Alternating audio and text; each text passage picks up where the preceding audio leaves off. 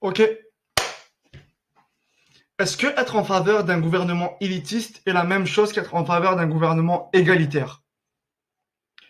Pour les plus sains d'esprit d'entre vous, la réponse est évidente, non. Ou du moins, on vous a laissé croire que non. Laissez-moi vous dévoiler la toute dernière invention de la droite politique, l'islamo-gauchisme. Vous vous demandez certainement comment un courant politique a réussi à trouver racine à la fois dans l'islamisme et le gauchisme. Deux courants politiques qui sont fondamentalement opposés. Comment un courant peut être à la fois démocratique et théocratique? Comment quelqu'un peut à la fois croire que l'État devrait traiter les individus de manière égale, indépendamment de leur religion, et croire que l'État devrait privilégier les musulmans? Comment quelqu'un peut croire que le gouvernement devrait à la fois adopter une politique religieuse et une politique laïque? Si vous vous êtes déjà posé ces questions, vous avez failli à comprendre une notion que la droite politique avait jadis compris. Gouverner un peuple, c'est beaucoup plus de l'art que de la science. Gouverner avec la logique, non merci. I think that that is the flaw of liberalism. I sent a long Twitter thread about this about 2 weeks ago, that liberals tend to think that everything can be decided by logic and reason alone. This, by the way, was very much a point that Jordan Peterson and Sam Harris had those live debates about, where they were basically, Sam was taking the position that the human mind and logic and reason are sort of enough to organize society. And Jordan's argument was there is something beneath that. In this case, his belief was that these were religious stories, that there are eternal truths. I have come to believe that, man. I wrote about it in the book. I think that liberalism in and of itself is not enough. Just logic and reason is not the driver of societies. Yes, it might be the driver of you as the individual, but it is not the ultimate organizing factor. It is a factor, not the factor. So I would say when you constantly, no matter how much the enemy is attacking, if your argument is, oh, but if we just reason with them, and I think a lot of liberals really struggle with this, right? They come from Harvard. They come from these places of higher education that in many ways are no longer anything close to that.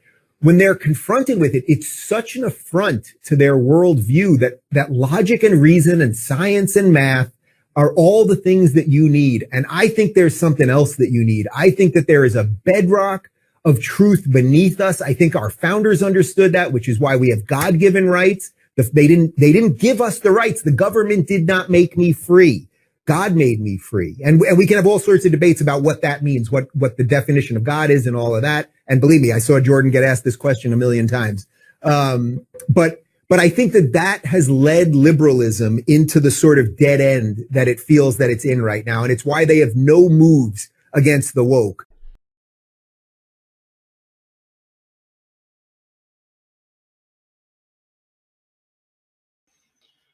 Il y a littéralement rien de mieux qu'un état absurde. Fuck la modernité, qui a besoin de ça? Je rêve qu'un jour je vais à l'hôpital car je suis très malade, que le médecin me fasse un petit test, qu'il diagnostique que je suis très malade et qu'il me remette une croix et qu'il me dise accroche-la à ta porte, tu vas probablement guérir. Et si j'insiste pour avoir des soins, ça va me coûter avec beaucoup de zéros après, dollars car le système de santé a été privatisé. Les gens dans l'élite pourront se soigner, par exemple, eux ils auront de l'argent. La science aurait au moins bénéficié à quelqu'un. J'adore comment les conservateurs vont insister pour que l'État soit religieux et doit faire de la religion une priorité, au même niveau que la science, si ce n'est plus. Lorsqu'un État fait de la science sa priorité, tout le monde bénéficie. On progresse, on découvre, on innove, on va vers l'utopie.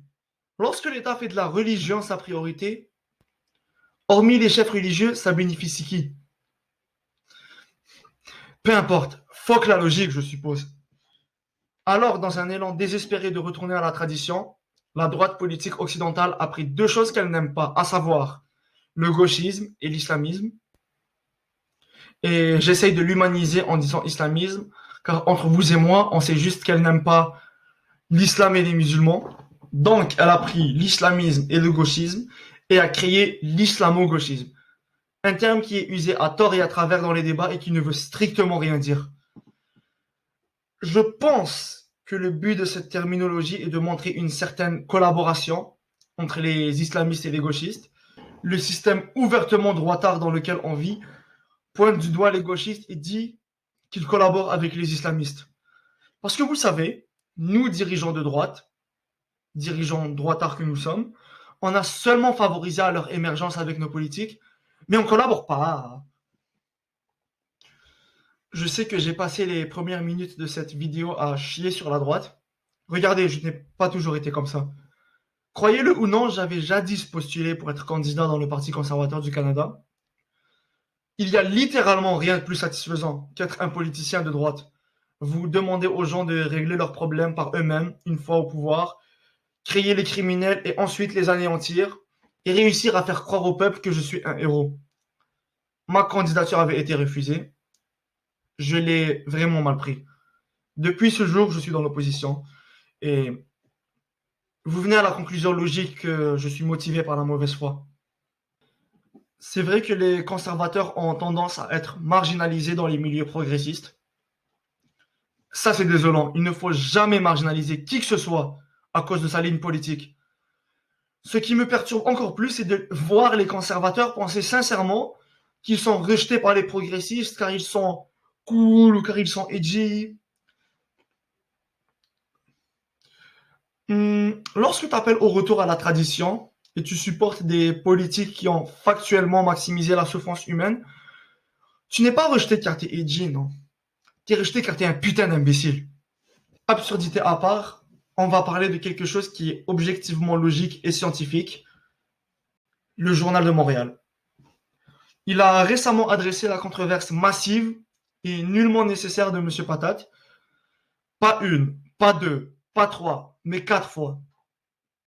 L'article le plus récent a été écrit par Richard Martineau.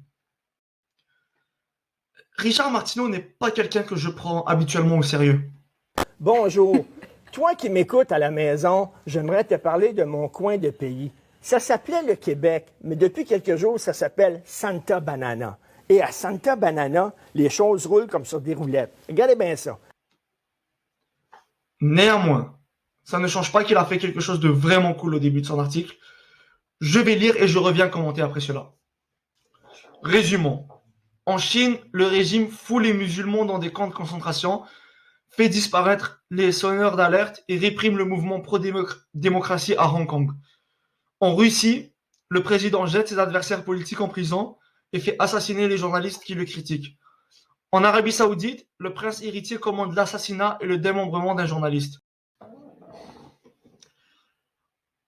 Politiquement parlant, je ne suis jamais d'accord avec Martineau. Je pense qu'il a tort sur tout ce qu'il adresse, en plus d'être un comédien foireux. Mais le début de cet article est vraiment cool. Pour 2 raisons. La première est qu'il est en train de montrer une dimension humaine, et c'est inhabituel venant de sa part. La deuxième, je ne pense pas que Martineau est suffisamment intelligent pour faker son concernement. Comparé à tous les chroniqueurs de droite que j'ai adressés jusqu'à maintenant, il semble être le moins machiavélique, le moins brillant, si je peux me permettre. Ce qui me laisse présumer que ce début était sincère. Je ne suis pas un idéologue, ce n'est pas parce que je suis en désaccord politiquement avec lui que je vais nier les choses cool qu'il peut faire.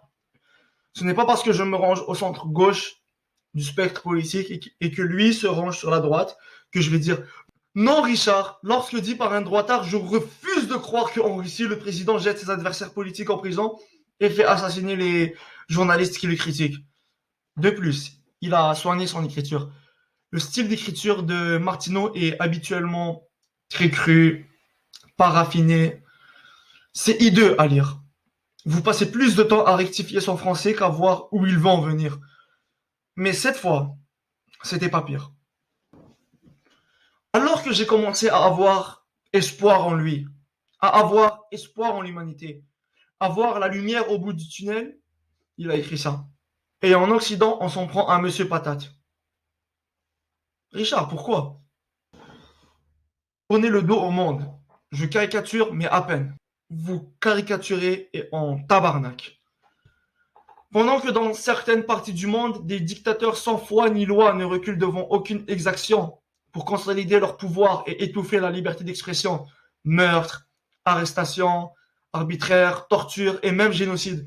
Pendant qu'en Iran, des femmes se font tuer parce qu'elles refusent de se soumettre aux dictats misogynes d'une bande de vieux barbus, pendant qu'en Corée du Nord, crackpot restreint les libertés fondamentales de 25 millions de personnes, ah, en Occident, on se demande si on doit dire auteur ou autrice, ou s'il y a suffisamment de musiciens racisés dans les orchestres symphoniques. Il est loin le temps où des militants humanistes comme André Malraux, Ernest Hemingway ou Régis Debray sautaient dans un avion pour aller combattre armes à la main le fascisme ou l'impérialisme en Espagne, au Chili, en Tchécoslovaquie ou à Cuba. Aujourd'hui, les gauchistes occidentaux consacrent leur énergie à faire annuler des conférences, à interdire des films et à bannir des livres. Le reste du monde, ils s'en foutent. Que les Ouïghours crèvent la bouche ouverte, nous avons des combats plus importants à mener, comme s'assurer qu'il y a suffisamment de toilettes non genrées à l'UQAM. Des révolutionnaires de salon. C'est quand la dernière fois où vous avez vu nos militants de gauche manifester en masse devant l'ambassade ou le consulat de la Chine, de la Russie ou de l'Iran? Il faut dire les choses comme elles sont. Nos militants woke sont des petits bourgeois qui mènent des combats de petits bourgeois. Ils gèrent leur réputation comme d'autres gèrent leur fonds de pension. Ils me font penser au personnage du film La Chinoise de Godard, des privilégiés du système qui jouent aux révolutionnaires parce que c'est cool. Dingue, Martino, tu défonces les gauchistes avec des références à la pop culture? Tiens, cette semaine, on va demander à l'état civil de faire disparaître les mots hommes et femmes de ces documents officiels. Pendant ce temps, en Chine, des femmes se font violer et stériliser juste parce qu'elles sont musulmanes. Mais ce n'est pas ça le scandale. Non, c'est le fait qu'on affirme que les genres existent. Ou alors c'est la loi 21. Ça c'est horrible. Ça c'est islamophobe. Bouhouhou. Je suis sûr que les dissidents chinois, russes et saoudiens qui risquent leur vie pour avoir le droit de critiquer les despotes qui les étranglent pleurent à chaudes larmes lorsqu'on leur apprend les terribles exactions commises en Occident. Imaginez permettre à Mathieu Bock-Côté de prononcer une conférence dans une université. Mais quel drame! Quel affront! Quelle menace à nos libertés! La moitié du monde flambe, mais nos gauchistes pointent leur extincteur en direction du feu de foyer de leurs parents. Ok. Comment décortiquer ça avec vous? Toutes les stratégies systémiques mises en place qui ont favorisé la montée de l'extrême droite en Occident sont apparentes dans ce petit écrit ridicule. Je me sens concerné. Les chroniques de Journal de Montréal et pas mal toutes les chroniques du monde moderne, qu'elles soient écrites ou télévisées, ne sont pas destinées à un public allumé qui va prendre le temps de lire à tête reposée et de décortiquer comme ce que je fais en ce moment. Il est en train d'adresser beaucoup trop de concepts politiques pour un si petit texte. Il adresse la persécution des adversaires politiques, la censure, le populisme, le totalitarisme. Regardez, la droite politique est idéologiquement inconsistante. Richard Martineau et toutes les têtes pensantes du mouvement conservateur incarnent ironiquement tout ce qu'ils prétendent détester. Lorsqu'ils se font insulter de fachos pour leurs convictions politiques, ils le prennent très mal et ils disent qu'il ne faut pas essentialiser. Il vient juste de limiter tous les gauchistes de l'Occident à des college kids avec les cheveux bleus, comme s'il n'y avait personne de sérieux dans ce côté du spectre politique. La distraction massive qu'est la guerre des cultures a pris une telle ampleur que plus personne ne parle des vrais problèmes. Laissez-moi vous montrer quelques données accablantes sur la communauté LGBTQ+.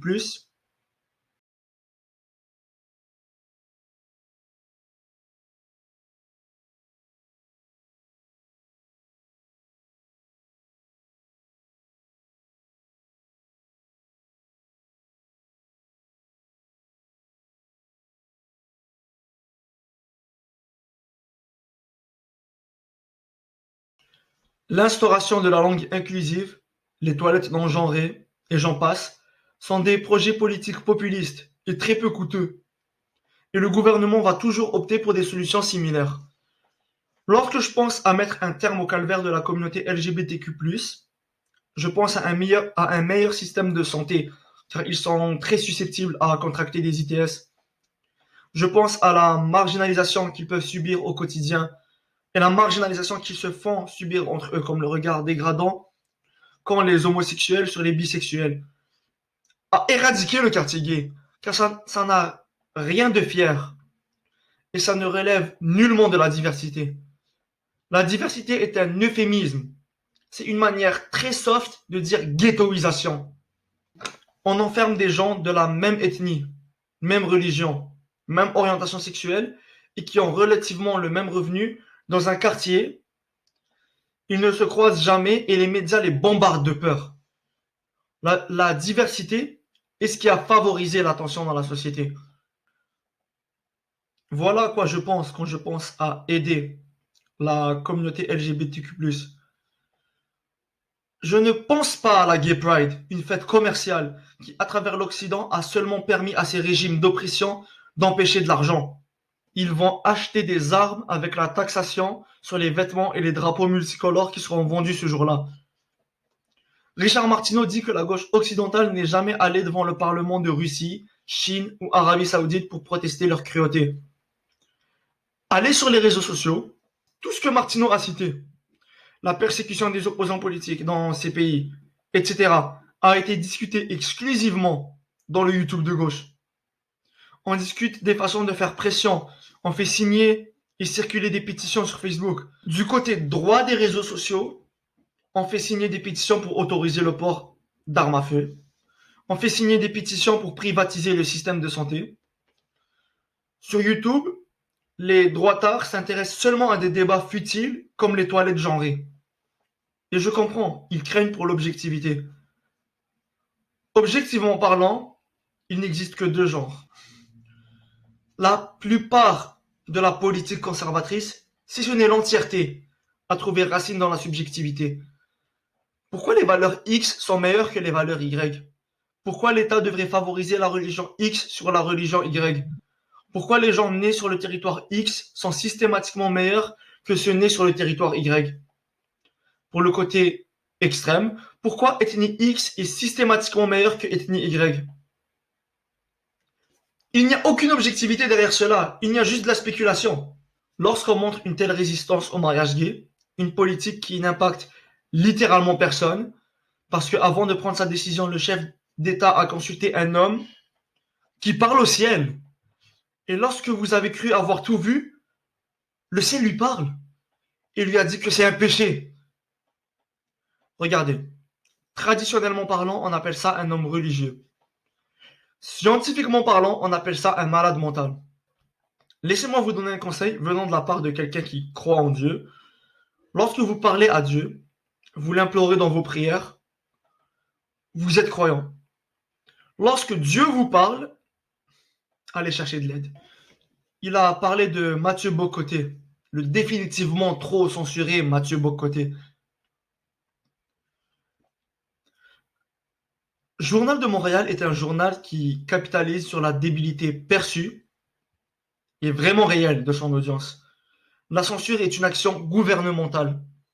Lorsque Mathieu Bocoté va donner une conférence à l'UQAM et qu'il se fait dire ferme ta gueule par un étudiant aux cheveux bleus, ça ne veut pas dire qu'il a été censuré. Mathieu Bocoté est un des démagogues médiatiques avec le plus de visibilité de notre ère. Il est systématiquement rejeté par les débiles de l'UQAM et unanimement apprécié par les débiles qui écoutent TVA Nouvelles et lisent le Journal de Montréal. Il y a une forme de censure inquiétante qui est en train d'avoir lieu, une censure dont les conservateurs nient l'existence. Celle qui limite la presse d'observer ce qui est fait dans le pouvoir exécutif, dans les institutions, dans la gendarmerie royale canadienne, dans l'armée, dans la police. Quand je pense à des gens censurés, je pense à Julian Assange qui est en prison. Je pense à Snowden qui est en exil. Je ne pense pas à un putain de démagogue qui a fait largement plus d'argent que ce qu'il en aura besoin dans toute sa vie et qui prétend être censuré malgré le fait que le public a un accès incroyable à lui. Et tout ça nous mène à Monsieur Patate. Je suis honnêtement déçu que j'ai à parler de Monsieur Patate. Je suis en train de rentrer dans leur jeu, à accorder une grande importance à un jouet, La décision de la compagnie de cesser de genrer M. Patate est une décision commerciale. Cette compagnie veut faire plus d'argent en faisant ainsi. Toute cette controverse découle du fait que les conservateurs ont senti une certaine complicité ou inaction du gouvernement face à cette décision de la compagnie qui produit M. Patate. Selon eux, c'est une décision idéologique et non financière. Les droitards supportent aucune intervention gouvernementale dans le marché. Pour la droite, le plus libre est le marché, le plus libre est le peuple. Sachant cela, pourquoi autant d'indignation? Lorsqu'ils disent qu'ils sont contre les interventions du gouvernement dans le marché, ils font exclusivement référence aux régularisations environnementaux, à donner aux travailleurs un salaire qui leur permettra de vivre adéquatement, à la formation des syndicats, etc. Remarquez qu'ils sont en faveur d'une intervention gouvernementale lorsque vient à légiférer leur moralité subjective dans les entreprises. Le fait qu'ils se réclament de la liberté me dépasse. Comment tu peux être en faveur de la liberté et en faveur d'un État policier, d'une grande armée, de politiques draconiennes pour faire respecter la loi et l'ordre, pour les cas les plus extrêmes, la peine de mort? N'est-ce pas l'exemple ultime d'un gouvernement despotique, celui qui a le pouvoir de vie ou de mort sur ses citoyens? Comment tu peux être en faveur de la liberté et indifférent au système économique le plus totalitaire et meurtrier dans lequel nous vivons, le capitalisme? C'est idéologiquement incompréhensible. Un passage de cet article de Martineau est particulièrement frappant, c'est celui-là. Pendant ce temps, en Chine, des femmes se font violer et stériliser juste parce qu'elles sont musulmanes. Mais ce n'est pas ça le scandale. Non, c'est le fait qu'on affirme que les genres existent. Littéralement, personne n'a dit le contraire. Ou alors c'est la loi 21. Ça c'est horrible, ça c'est islamophobe. Ce passage est fantastique. Toute la contradiction, toute l'inconsistance idéologique de la droite se trouve dans ces quelques lignes. C'est fait très subtilement, il faut avoir l'œil. Une nouvelle fois, Martineau capitalise sur la débilité de son audience. Commençons par le début. Il vous invite à avoir un raisonnement fallacieux lorsqu'il dit que pendant ce temps, en Chine, des femmes se font violer et stériliser juste parce qu'elles sont musulmanes. Il vous invite à regarder ailleurs. Il vous demande de cesser de penser à faire du Québec une meilleure place. Si ça ne te plaît pas la vie au Québec, juste casse-toi en Chine. C'est très ironique venant de la part de quelqu'un qui a passé tout l'article à rager que la gauche occidentale ne s'intéresse qu'au faux débat. Ensuite, il a parlé du projet de loi 21. Richard Martineau est quelqu'un qui a endorsé le projet de loi 21. À la défiance de tout ce qu'on a découvert sur ça. Il s'est arrangé pour continuer à supporter ça, malgré qu'on a exposé la nature fourbe de cette loi. Malgré le fait évident que le Premier ministre essaye d'instrumentaliser les valeurs québécoises pour s'en prendre aux femmes voilées. Pour ceux qui ne savent pas, la loi 21 c'est quoi? C'est une loi qui consiste à laïciser un État déjà laïque. Tous les employés de l'État ne doivent plus porter de signes religieux ostentatoires. Le principal argument des gens qui supportent cette loi est basé sur l'imaginaire. Ils diront « Imagine si un policier portant un signe religieux ostentatoire venait à t'interpeller, tu sentiras qu'il te discrimine. » Comment tu peux rire d'une personne comme ça? Déjà, des policiers portant des signes religieux ostentatoires, ça existe juste pas. Ensuite, un policier qui fait mal sa job, c'est simplement un policier qui fait mal sa job. Je ne vois pas quel est le lien avec les signes religieux ostentatoires. Et enfin, la discrimination institutionnelle existe avec ou sans religieux ostentatoire. Quiconque a un cerveau fonctionnel sait que le principal signe religieux ostentatoire dans la fonction publique est le voile islamique. Et c'est avec une précision chirurgicale que le gouvernement Legault vise ces femmes avec ce projet de loi. Et peut-être que dire que la loi 21 est islamophobe, c'est tiré par les cheveux. C'est indéniable que cette loi va brimer les libertés religieuses. Un conservateur, c'est un individu qui, malgré ses deux yeux fonctionnels, ne peut voir plus loin que le bout de son nez. Lorsque Richard Martineau dit « ou alors c'est la loi 21, Ça c'est horrible, ça c'est islamophobe. Il ne satirise personne, hormis lui-même. Ce passage résume comment les penseurs influents de la droite politique, tels Martineau, voient la politique sur le plan national. Ils sont en faveur de projets d'immobilisme, de projets de domination, de projets qui ultimement ne vont mener nulle part. C'est intéressant comment Martineau bitch and moan du fait que le gouvernement n'a pas intervenu dans le commerce pour empêcher que Monsieur Patate cesse d'être genré et endorse un projet de loi où le gouvernement va légiférer un style vestimentaire pour ensuite avoir l'audacité de parler de liberté. Lorsque tu es pro-liberté, tu es anti-loi 21. Les droitards seront en faveur d'une intervention gouvernementale dans le marché. Est-ce pour mettre des régularisations environnementaux et redistribuer les richesses? Non, ça c'est du socialisme. Socialism is when the government does stuff. And it's more socialism the more stuff it does. And if it does a real lot of stuff, it's communism. Mais ils seront en faveur d'une intervention gouvernementale dans le marché pour dicter un style vestimentaire et genrer un jouet. Complètement ridicule. Pour tous ces chroniques de droite, il est sincèrement temps de passer à autre chose. Grandissez un peu. De quelle façon réelle vous êtes impacté par les mœurs de la communauté LGBTQ+, ou ceux de la...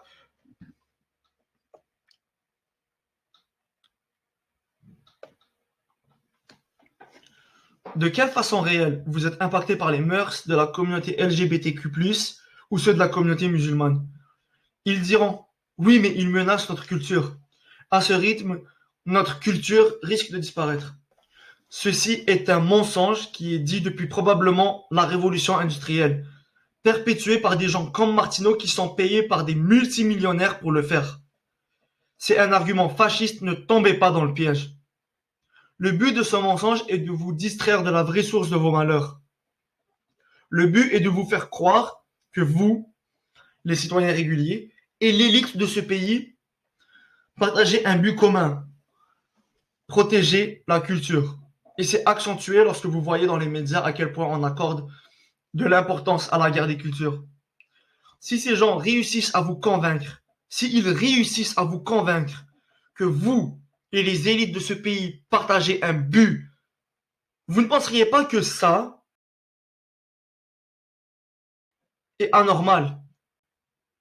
Ils veulent que vous croyiez que les pauvres capital owners sont vos amis qui ont un pouvoir politique et économique démesuré par rapport au vôtre, vos amis qui vous donnent des salaires de misère, vos amis qui vous font vivre dans des logements insalubres comme des chiens, vos amis qui sont responsables du réchauffement climatique, de la sécheresse et des déplacements de population, vos amis qui vont s'arranger pour que vous n'ayez pas accès à l'éducation et à des bons services de santé. Mais ultimement, ils sont vos amis, car tout comme vous, ils embrassent le drapeau et glorifient la nation. Ils ne sont définitivement pas vos ennemis. Vos ennemis sont ceux qui crachent sur le drapeau et insultent la nation. On va brutalement les réprimander, même si la liberté de penser et la liberté d'expression est un droit fondamental. Les gens normaux veulent conserver leur culture. Les capital owners veulent que vous travaillez comme des chiens, vous leur faites le plus d'argent possible et après vous crevez. Et pour favoriser ce climat, vous devez avoir des edgelords comme Martineau, comme tous ceux que j'ai adressés dans les vidéos précédentes, qui vont être payés par des billionnaires pour le Québec a les meilleures valeurs sur Terre. Wow, bro. C'est trop cool. Tu as mis en colère des college kids.